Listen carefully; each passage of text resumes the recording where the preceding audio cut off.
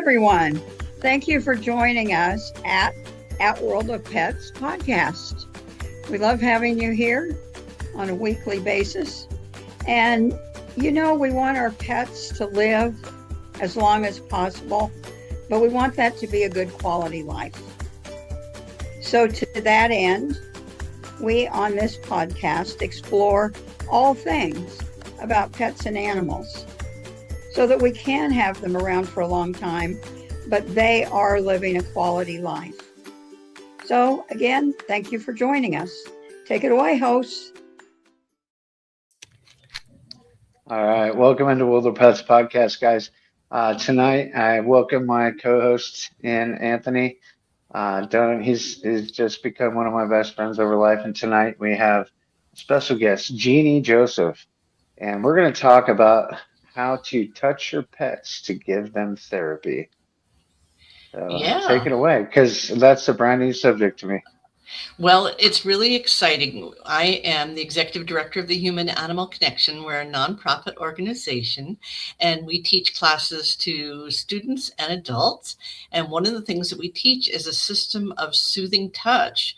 And what is exciting about these methods that we use is that not only are they good for the animal that you're working with, but they're just as good for the human who's giving them.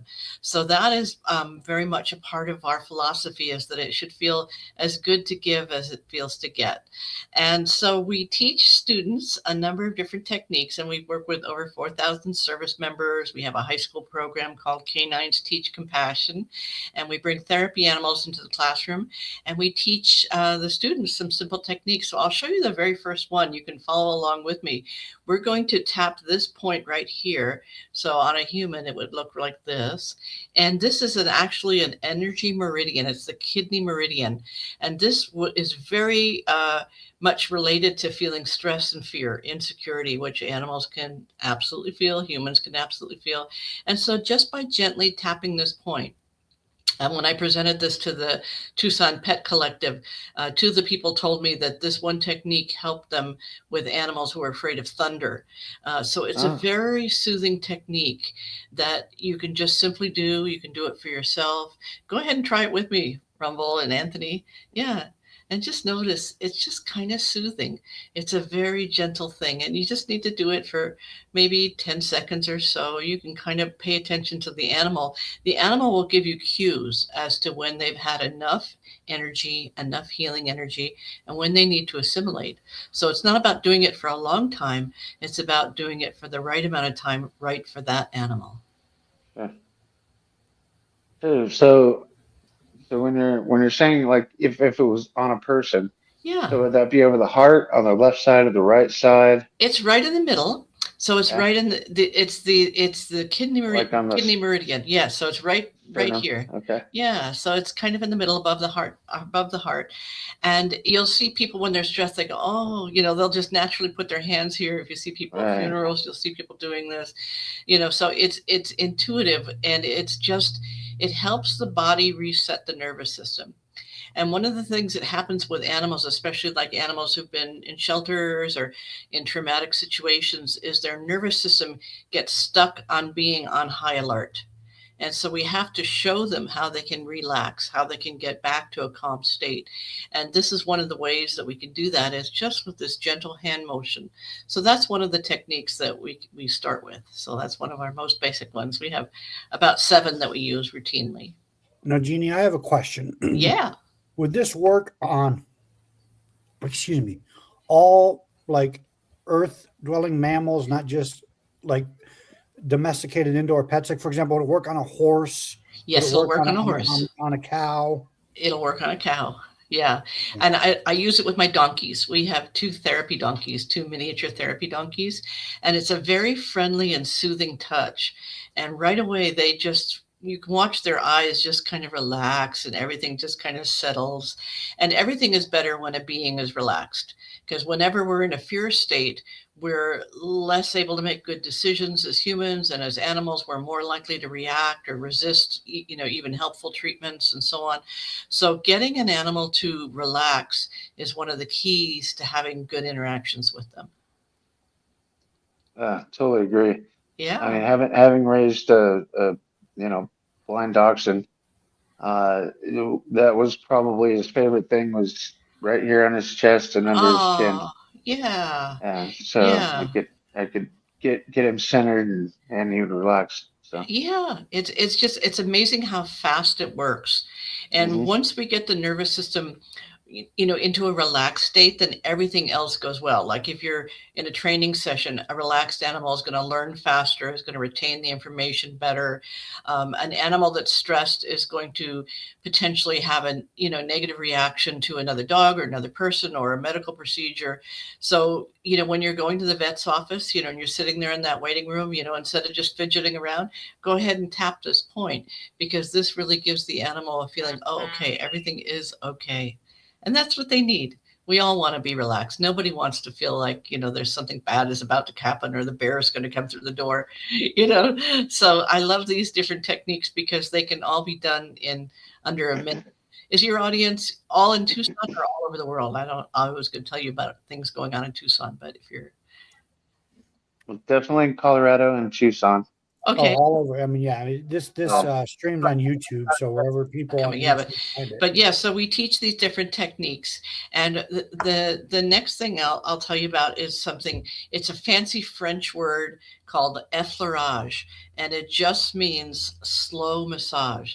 So if this were the animal right here, I'm going to go from the top of the head, the base of the neck, and I'm going to very, very slowly move my hand down.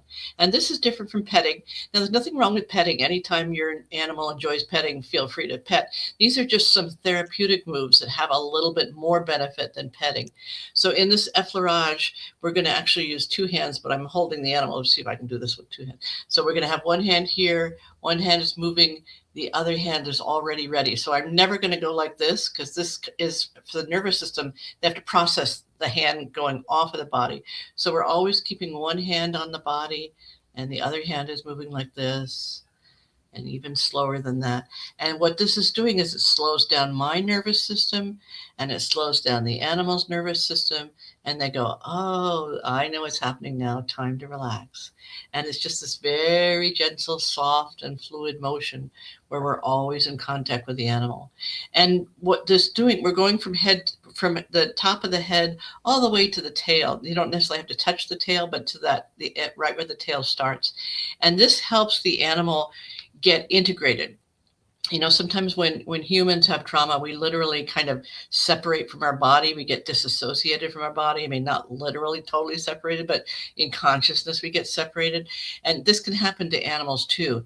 And this long flowing motion with these soft, gentle hands helps the body go, oh, okay, I'm in a body now. Which is where we want our animals to have a good sense of their body. So connecting the head to the tail through this gentle motion helps them to reintegrate, and then they can do their own healing work. So what's interesting about these techniques is that they're very healing, but I'm not healing the animal. What I'm doing is I'm getting the animal into a relaxed state so they can do their own natural healing themselves. So that's kind of our philosophy. Yeah.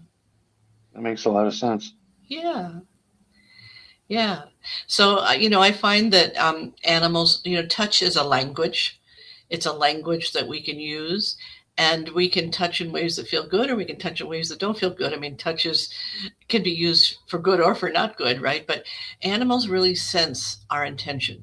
When we put our hands on them in a loving way, they go, oh, thank you. I mean, they don't say it out loud in that way, but you can tell by the way their body relaxes that a healing and soothing and loving touch is just what they need. Yeah. And so we love teaching the high school students these techniques, because what it does is it not only helps the dog relax. We bring our therapy dogs into the classroom with our program. It's called Canines Teach Compassion. And it's wonderful for the kids to pet and interact with the dogs, but we're also teaching them these techniques. And we teach them to recognize when a dog is in a stress state. And we call it like the worst stress a person or a dog could feel is like what we call a 10. It's the worst on the scale is a 10. 1 is the most relaxed. So humans, animals, we're moving up and down the scale all day long, all the time. Things happen, take us to a 7. We woke up, we're at a 3. Somebody calls us, it's a bad phone call. We go up to an 8. This is what happens all day long. And so we teach them to recognize that as they're observing the animals, and it helps them to understand it because it's true of the animals. What's true for the animals is true for themselves. So I'll say to one of the students, I'll say, well, what's Buddy right now? Buddy's our newest therapy dog. He's a German Shepherd. And they'll say, well, Buddy's about a 7. And I'll say, okay, great. What are you right now? And they go, well, I guess I'm about a 7. I say, isn't that interesting? So then we'll do one of our soothing techniques. And I'll say, okay, now what's Buddy? I think Buddy's about a 3. Great. Well, what are you? I'm about a 3. And the moral of the story is energy is contagious. We're always transferring energy back and forth, but sometimes we're transferring energy that's stressy energy, but we can also learn how to transfer energy that's healing and soothing and calming energy. Right. Yeah. Does that sound good that's to you? actually fascinating because when you like have to confront somebody, you got to buck up or bark up, if you will. Yeah. You gotta set up who's the alpha in the room. Yes. It's a really good point of knowledge to have. Yes. That you can just draw that back with some pressure points and yes. soothing. Yeah. Interesting. Well, Bree just asked a question in the chat and she said, can you explain what you're looking for in the animal's body when you do this? What tells you if the animal is actually relaxing and not just freezing? If someone is watching this at home, what's the first thing they should notice? Great question, because a freeze is exactly the opposite of what we want. A freeze is a shutdown. And when you see a freeze, the animal will get very still. They might have a hard stare. They're really in a state of shutting down their nervous system, because they're either going to have to flee or they're going to have to fight. So they're in a frozen state. When you're seeing what I'm doing with this technique, what you're going to see, the animal might have started sitting up or standing up, and all of a sudden they're going to just start to the head's going to go down.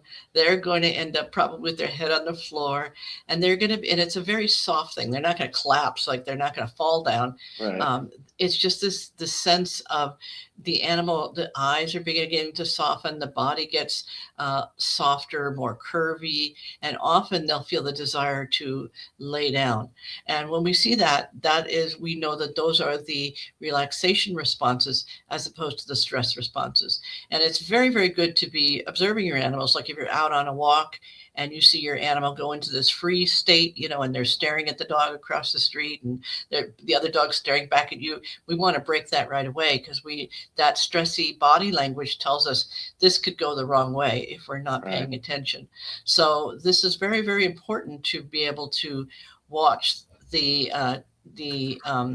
body language. And then Bree's also asking in what is one of the technique that's safest for beginners. So that's why I showed you the first one, the tapping on the kidney meridian, which is when animals are feeling stressed, their kidney meridian is overstimulated. We want to relax that right away by just this very soft touching. So I teach this to children as young as 3, learn how to do this with animals and with themselves, all the way up to seniors. And it's just amazing how fast that can work.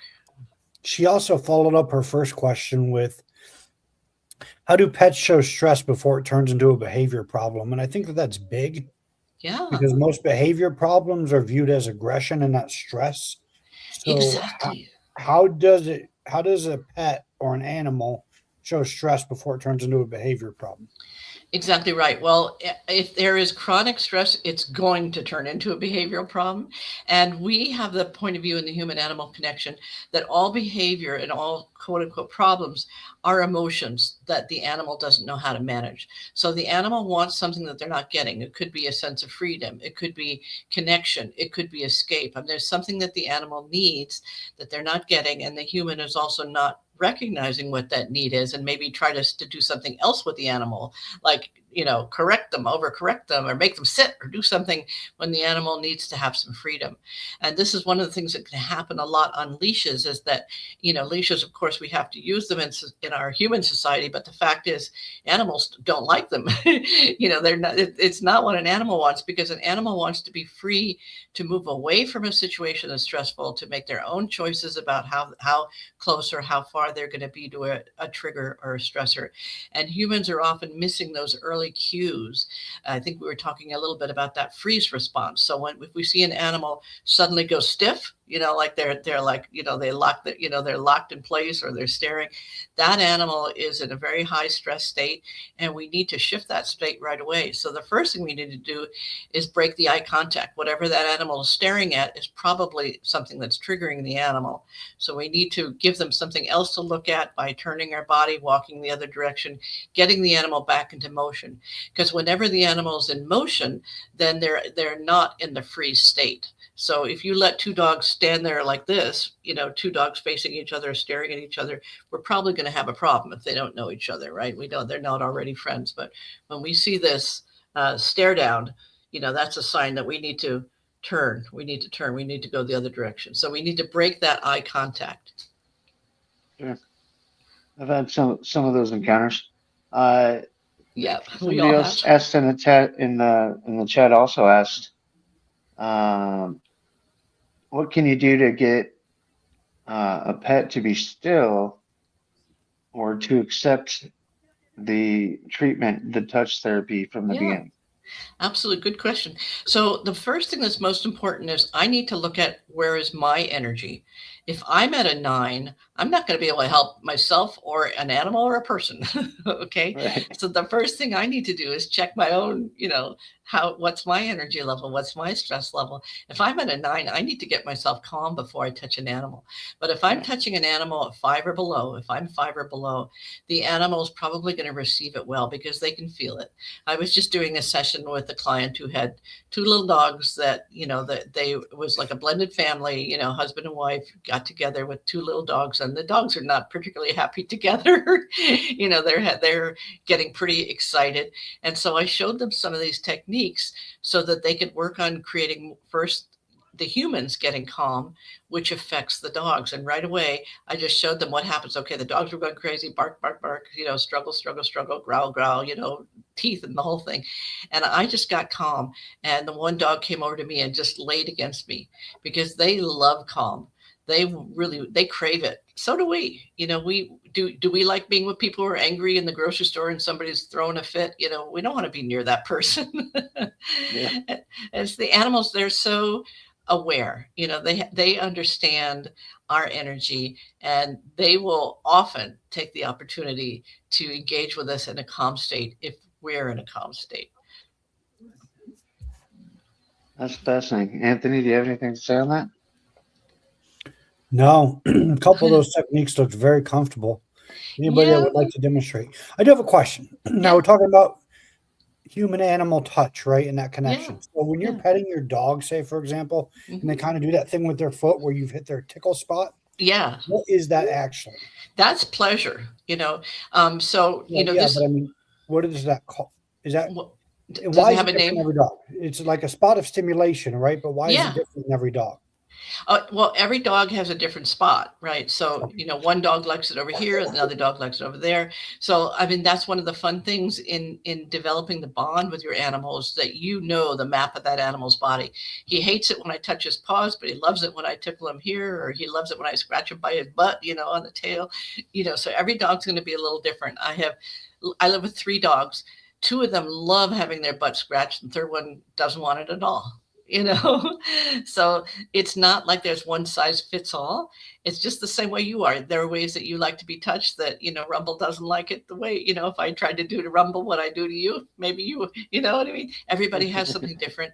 And that's our job as humans, is to be able to read and see, is the animal, when I touch this animal, are they going up the scale or down the scale? If they're going up the scale, I'm doing something they don't like. And you'll sometimes see people, they're petting their dog kind of on autopilot. They're on their cell phone and they're just going like this, And they're not really paying attention to whether or not the animal's enjoying it. And of course, they love us, so they put up with us. They go, oh, that's the way they are, humans. They're not paying attention. They're not going to complain. But, we can do better. We can pay better attention. We can notice, okay, this dog really likes this, and this dog really likes that. So that's what I'm going to do with those dogs. And the other thing to pay attention to as humans is that, and if anybody has any cats, they know if you pet a cat longer than the cat wants to be petted, what happens? They will let you know, right? They let you know. They'll let you know. You're going to feel it, right? And, dogs are maybe not going to necessarily do that. Most dogs won't do that. Some will. But so this is something that we need to pay attention to is, okay, well, this animal loved it when I was tapping, but after 10 seconds, the animal's had enough of that, or however many seconds. I'm just making that up at 10. But, the point is that as humans, our job is to really pay attention to all the signals that the animal is giving us. And one of the ways we can tell if an animal leans into us, that's a good sign that they're liking what we're doing. But if the animal moves away from us, that's a sign maybe they're full. They've had enough of that energy, and we need to just stop for a moment or for a while. And this is something we call in the human animal connection. We have 33 principles of healing. And one of them is this concept of towards and away. So an animal that's not traumatized will move towards what feels good and safe and away from what doesn't feel good, what doesn't feel safe. And in healthy individuals, this mechanism is working very well. But when people have been habitually traumatized or animals have been habitually traumatized, what happens is this natural kind of GPS of towards and away gets messed with. And instead of moving towards what's safe, they move to what's familiar. So this is why if you're volunteering in the shelter and you go and you work with a traumatized dog and you come in there all happy and smiley and wanting to give them love and a treat, and the dog goes to the edge of the kennel, makes himself as flat as possible, tiny as possible, gets as far away from you as possible. Because even though you're coming in with a good intention and you want to help, that animal's wiring is interfered with, and they can't recognize that you're coming in for good. You're coming to give them a treat or take them for a walk. And so we have to be very patient and slow with those animals until they can begin to get their towards and away signal system working correctly. That makes me think of Sesame Street, to be honest with you. Yeah. And the reason I say that is because those are a lot of lessons that we had, like near, far, right? All kinds of stuff that that were basics about raising even children, right? Exactly. And I love that example because all of my dachshunds, all three of them, they were burrowers. When they were done getting their attention, they were under their blanket. Didn't matter. Yeah. And they would go into the box. That's what we called it, not the kennel. We called it the box. Yeah. And so once they're done with that attention that they wanted or needed, yes, they would just go to their own space and they're done. Exist. Yeah. I mean, can you imagine if humans were that honest about their emotions and what relationships would be like? I'm done. Okay, I'm going to go to my cave now. Right? So I would say I'm going to be in my office. Yeah. I just got to say, David. I just got to say, David, that I was never into Sesame Street until I realized that you could get a Sesame Street bun at McDonald's. Oh, that's Sesame seed. Never mind. Yeah. We knew what you meant. Don't. Well, what's interesting is like with people who've been in abusive relationships, you can move them across the country and 15 minutes later they're in the same relationship, different person, but it's the same dynamic. And that's because they're oriented towards what's familiar instead of what's safe. And this is one of the work we do with people who've had trauma with our donkeys, because donkeys are all animals are healing, of course. All animals are wonderful. No one's better than another. But one of the things that's wonderful about donkeys is they have an innate sense of safety. They will only move, if they're not being abused, they will only move a foot if it feels safe to put that foot there. And so this really can help humans to recognize the orientation towards safety. And when we teach humans that, we begin to help them remember what in their body, where is that sense of safety? Because we all have it. You can't take it away, but you can get it offline, right? So it comes back online right away when people understand, move towards what feels good. This is good. Move away from what feels bad. And they go, oh, it's like Sesame Street. It's like, duh, right? But it's so important. Yeah. So we have a question about your book. So let me ask her a question, and then you can tell us about your book. I didn't even know that you wrote a book. I've written a couple of books. Yeah. Well, let me ask the question, and then we can talk about your books. Okay, then. It says, in your book, The Human-Animal Connection, you talk about understanding the feelings and desires of animals. Hold on a second. Hey, what's something you've learned that completely changed how you interact with them? Yeah, thank you. Great question. My book, The Human-Animal Connection, explains everything that I'm talking about here, the 33 principles. And one of the things we talk about is that animals have opinions, they have emotions, they have an inner life. And the better that we understand that, the better the relationships, the better behavior is going to be. So an example recently in a session I did this weekend, we had these two little dogs, and the humans were saying, dinner time is so chaotic, that as soon as he starts preparing, and he does a nice preparation with a lot of good things in the food, so it takes him anywhere from 5 to 10 minutes. Meanwhile, the dogs are going crazy, right? And I'm also a dog trainer, so I had offered them some different things for other issues that were training issues. But when it came to this, what I did is, instead of giving them a training pointer, what I said was, let me ask the dog. So I asked the dog, I said, what's going on around dinner time? Well, why are you turning into Cujo at dinner when you know that the dinner is coming? It comes at the exact same time, 5 o'clock every night, and you turn into a maniac. So what the dog said to me was, while he's making the dinner, because remember, he's getting all the smells and, all the things he's seeing, is like, it's overstimulating. And he said, give me something to eat, like a little bit of peanut butter and a Kong, as soon as it's time to make the dinner, so I can be eating while my person is preparing the meal. Okay. Solved the whole problem. They've been going around, all these trainers they had, teaching them different things. None of these things worked because it wasn't addressing the emotional need, wasn't recognizing that what was happening was that the dog was being overstimulated by the preparation of food. And I wouldn't have known that if I hadn't asked the dog. Well, of course, I'm an animal communicator, so I can do this, right? So I do telepathic communication with animals. So lots of times these so-called intractable behavior problems are just emotions, feelings that the animal's having, needs that aren't being met. And it's the same thing. If you have, a human in a relationship and their needs aren't being met, they're going to start acting badly, doing different things that are maybe not desirable. So once we understand what the animal needs, everything can change. Yeah, that makes so much sense because when I had my 3 dogs, anytime that I would cook, they would just be like under my feet. I'm like, okay, here's a snack. And then they'd leave me alone. There you go. It's like, it's so easy, right? It's so easy. A problem that was like really, these owners these people were really struggling with this chaos of dinner time and didn't really understand it, didn't have a pathway out. And something as simple as give the dog a treat, or in this case, he was very specific, was peanut butter and a Kong, because it was going to slow him down. It was something that was enjoyable. It was something he was familiar with, and all of these things work. So there are so many. I could tell you, I'd keep you here all night telling you all the stories. But one time I was working with what turned out to be actually a wolf blend. The woman didn't know she had adopted this dog, and he was actually a wolf blend. So he had very high prey drive, and she had cats. And we went through all, she, with other trainers, she went through all these different techniques of putting the cats in a kennel in the center and letting the dog walk around, all these different things. I said, let me ask the cats what they want.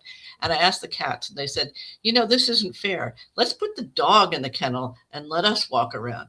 They just gave us a completely different viewpoint about what would work. And that worked so much better. So sometimes we just need to ask the animal and get information from them, and then things can go back to harmony, because we all want harmony, but we just don't always know how to get it, because if we don't understand the emotion that's driving behavior, we're kind of just working blind. You know what I mean? We're kind of not really I don't getting know to it. I don't know that we all want harmony all the time. My youngest sibling is named Harmony, and Oh. sometimes she's a bit dissident. And so I'm not sure that we want harmony all the time. Okay, maybe not that harmony. Yeah. I know we have another question come up. Can you read that, Anthony? Yeah, I can read it. Oh, you want me to? Okay, yeah. Yeah. What do animals teach us about love and safety that we often forget as humans? Yeah, well, that's one of the main reasons that dogs are in our life, is to teach us about love, because they love in such a pure way. You know, a human can say, I love you, and not mean it, right? But a dog is not going to lie about love. They love you, they hate you, they're scared of you, they like you. So you get what it is, right? There's no in-betweens. Yeah, exactly. Yeah. So, you know, that's what's so wonderful, is the authentic nature of an animal's love helps us humans feel it for real. And you know, when I had this one of my therapy dogs, Harry, in class, I brought him into working with a high school student. This is Harry right here. I hope you can see that. And Harry went up to this one girl, and he just like stayed with her the whole class. He just snuggled with her, wouldn't let her go. And this went on for weeks and weeks. You know, he was just like, he would just go to her. And I found out later, she told me that she was in foster care and nobody knew. So Harry knew. He didn't know that she was in foster care, but he knew that she needed some extra love. She, you know, and this is a room full of students who all needed love. But this was one little, very shy girl. She never spoke in class. We asked her questions, she would barely answer. But he reached across that isolation, that pain. He saw her as this beautiful being, and he just gave her this beautiful love. So yeah. That is me right here. Yeah, it does. Yeah. So Jeannie, as we wrap things up, why don't you tell us a little bit about yourself? Tell us about your books. Okay. You've mentioned Tucson a couple times. Are you based out of Tucson? I am based in Tucson. And so if a listener wanted to get a hold of you or your organization, how would they go about doing that? So your books, they can go. Get in touch with you? Yeah, thank you for asking. They can go to the website, thehumananimalconnection.org. And that's also the name of my book, which is on Amazon. And my other book is about making homemade dog food. It's called The Wholesome Canine Cuisine. And this is to help you get started making homemade dog food, because as you know, commercial dog food is very unhealthy for dogs. And dogs are not living as long as they could because they're on this, you know, really poor commercial diet. So people can get started doing that. So at the Human Animal Connection, you can email me. We have some free gifts, and you can book a consultation if you'd like to have a conversation with your animal. Fantastic. Man, thank you guys so much for being here tonight. Yeah. I think we're going to run to our outro. And again, thanks again, Deb, for hosting us with World of Pets podcast. And let's roll out. Thank you. I'm glad that you joined us for At World of Pets podcast. We would like for you to take a look at what our sponsors have to offer, and that sponsor is debspets.com. You can access it through the QR code, or you can just go to the website. So thank you for joining us, and hope to see you again next week.